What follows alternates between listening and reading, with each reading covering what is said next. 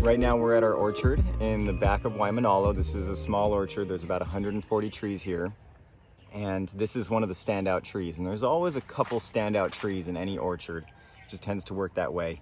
And this tree has already had a lot of pods harvested off of it. Now we're at the very end of the season and there's still a lot of pods that are ripe.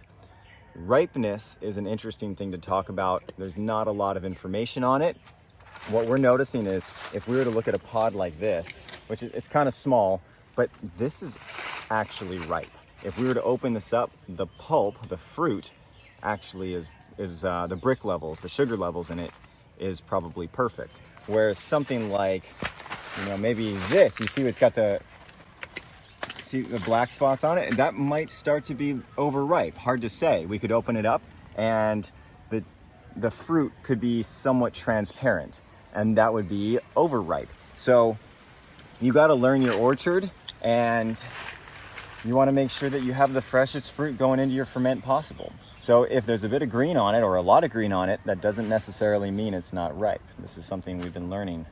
And the climate of the orchard would also affect that. We're noticing in hotter areas, pods that have a lot of green on it, like this could be perfectly ripe. So something interesting we're keeping our eye on.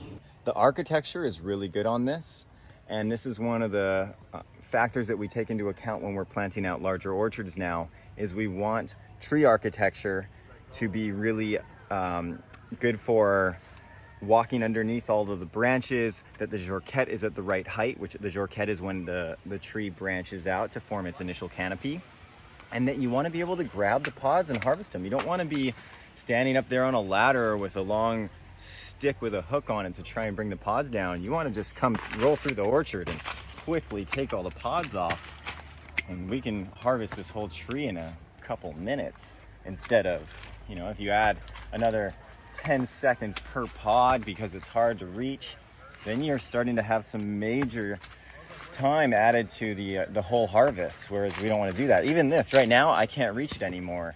So we're gonna have to really bring the height of this down in a couple weeks so that next year, when the season rolls up on us again, we can easily harvest without having to get poles and hooks to harvest. So that's something to take into account, and we're lucky that our industry is new, that we can learn these lessons from it.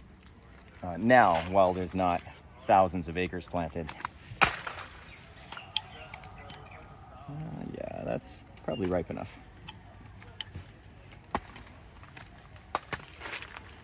All right, you're tall. You can get that.